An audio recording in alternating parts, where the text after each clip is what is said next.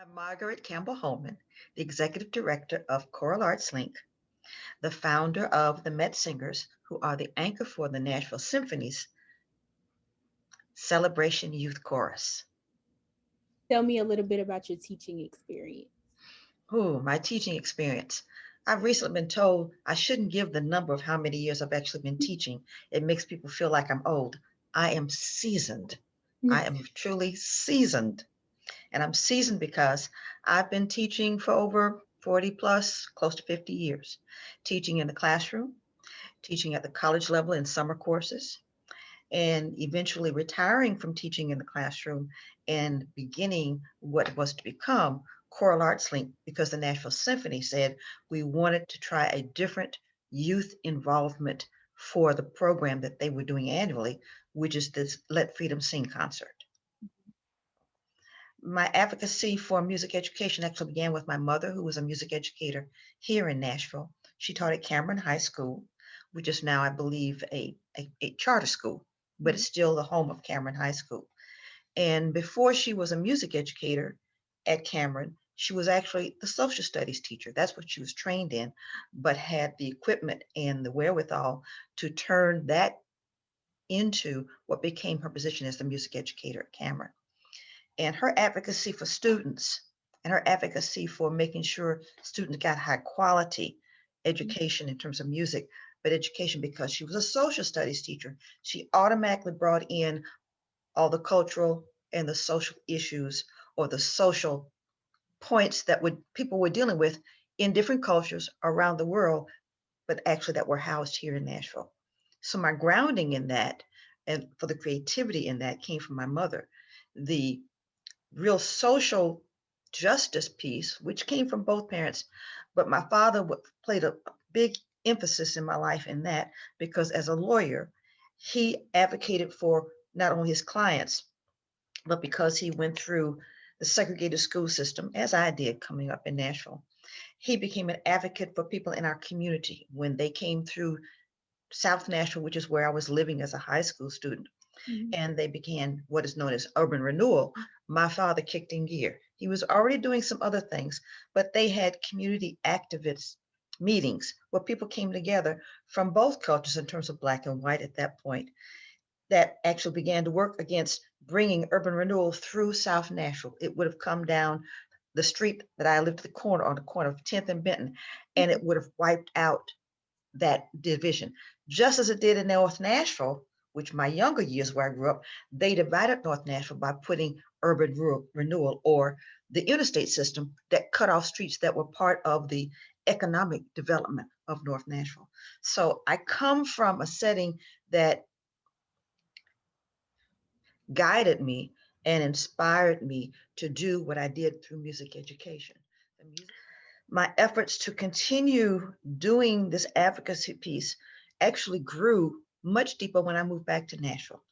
I taught in Ohio, I taught in Memphis, I taught in Sarasota, Florida, and then I came home to Nashville. And I came home to Nashville to really dig into this advocacy because it was home. And I didn't realize until talking with my mother that all schools did not have elementary music in Mhm. Nashville.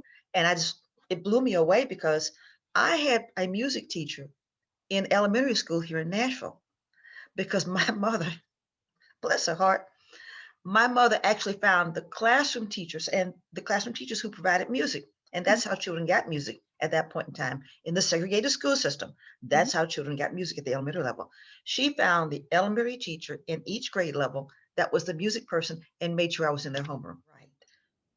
So my advocacy has grown from knowing what children should be getting because I was given it and realizing it was not occurring in the Nashville City schools and saying something needed to change.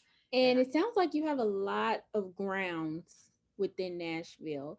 Can you tell me a bit about the continued partnership between Choral Arts Link and the Nashville Symphony? Well, we're blessed that it has been going on. That partnership between Choral Arts Link and the National Symphony is actually in 1920. Actually, we're now in 2020, going into 2021. This is our 23rd season having the opportunity to work with the National Symphony. A little bit of that background includes the fact that when the symphony began this annual concert, there were many moving parts in terms of, as they tried several years in a row to find out what works best, what did the community want, what was the community looking for. In the center of that was a group of Nashvillians selected by members of the symphony and community advocates Mhm. who created an artistic group of community supporters. And there were businessmen. Thelma Harper was there. We had different types of people, people from the religious community, people from the symphony. And this group met to make sure that whatever adjustments needed to be made to make sure this was a focus on Dr. King's legacy remained secure.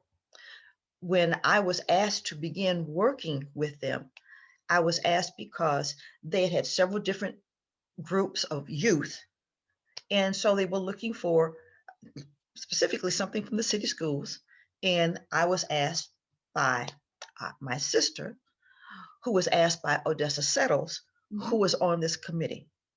And from that connection, I had the opportunity to begin. I was still teaching in the city schools with grades 4, 5, and 6. And I recruited a team of elementary music teachers because by that point, 1997, we then had an elementary music teacher in every school. So that was a huge step to be able to pull from and say, here's access to the symphony.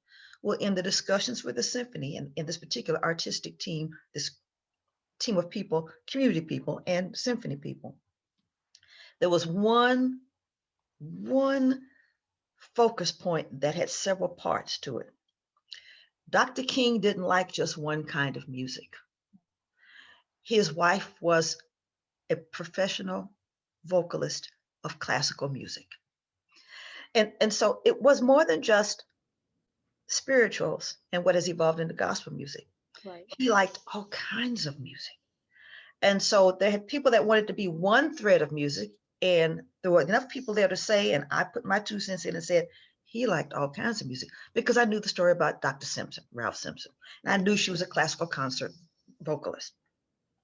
So my focus for these students that were having this opportunity to do this one-time performance with the National Symphony, because it was just offered for one time, Right. was to have a variety of music. Not that we were the whole program, but whatever we presented was a variety of music that represented, and that's what the whole program was centered on. Made it work.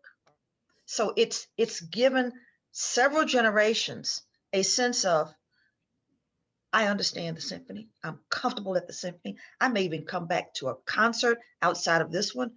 It's become a tradition, which is something I did hope for.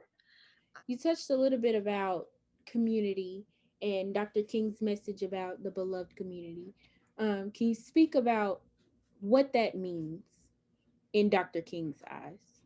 In my research, as I've done each concert, especially when I'm choosing music for Right. you all to sing, I went back and began to study specifically his speeches.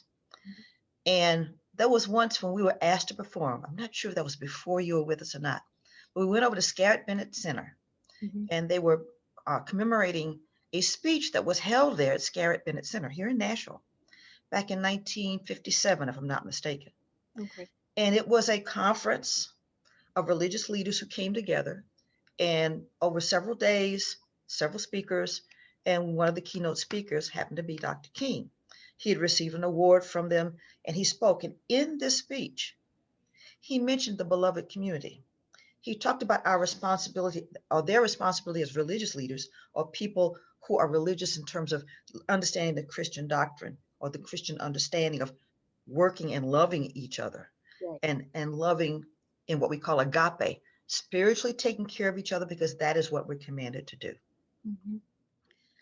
And when he spoke of the beloved community, he talked about how, and this will sound familiar to a lot of people, listening to each other without jumping down someone else's throat, sharing your value statements Right. without someone jumping down your throat, Mhm. to share your value statements, how He was saying we have to do this in a dignified way. We have to do this in a civil way. We have to do it in a way that is a loving way. Mhm. And that is, for me, what I discovered in thinking about this interview and thinking about what that actually means to me. It's the grounding of what Met Singers is about. Yes. Every child has a voice. Any child or adult or parent working with us whose voice they don't feel secure, how do we give them the opportunity to be heard and listened to, which is deeper than just hearing the words, listening to where they're coming from, is giving anyone involved with us that opportunity. And then the skill and discipline of singing equips people with communicating through a different vehicle, through the artistic vehicle. Why do you think Martin Luther King Jr.'s message is still relevant today? And what can we learn from it? His message is relevant because we're still dealing with some of the same issues. And that's life. Mhm. And that's our world. But that doesn't mean we don't work to be better. We don't work to do better. It's relevant because we still have people that need to be listened to. Mhm. We still have people who need to hear what someone is trying to share. We still need to look across cultural, let's call them boundaries, and they really aren't. The similarities, and there's nothing wrong with differences. It's how we approach the differences. It's how we deal with the differences. It's how we work with those who are different or have differences with us. Right. Those issues are still here. So that beloved community is still worthy of striving towards. It's important that you value other people, whether they look like you in terms of culture or race or don't.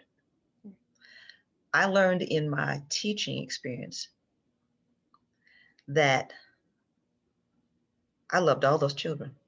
I cared about all those children. I didn't care where they came from, didn't matter. They deserved the best. And when I came, and I don't think I ever didn't have that, but it became such a focal point for me. They deserved the very best. And that's all I really feel that Dr. King is asking us to look at each other and look at ourselves. And if we have a skill, if we have a talent, share that. Right. Share the best of that with someone. So Let Freedom Sing is not just about the act of singing, it's the act of working together, it's the act of living together, it's the act of in that working and living together. Because when we come together in rehearsal, for that point in time, we are living together. We have a community. When we sing, that's an expansion of the community because we have the vibrations of our voices. And those vibrations create another sense of community. So Let Freedom Sing is having that opportunity to share, having that opportunity to have people share as the audience, and whenever possible, have the audience sing with us. Mhm. Thus, We Shall Overcome is part of this process. That's what Let Freedom Sing is about, is to share that experience of community Mhm. wherever you can, whenever you can, and as you can. It may be just four of you in a barbershop quartet. It may be 100 of us. When we did a program many moons ago, classical concert series, we had 100 children on that stage, conducted by Kenneth Skirmahorn. He had never worked with a youth chorus before. Having that opportunity to let those singers be conducted by Kenneth Skirmahorn, 3 nights of a classical concert series with the Nashville Symphony, that's what Let Freedom Sing is about. And those singers look like the city of Nashville. Mhm. For me, that's Let Freedom Sing in as many corners and in many cracks and crevices as possible across all cultural fences. Erase those fences. Just sing.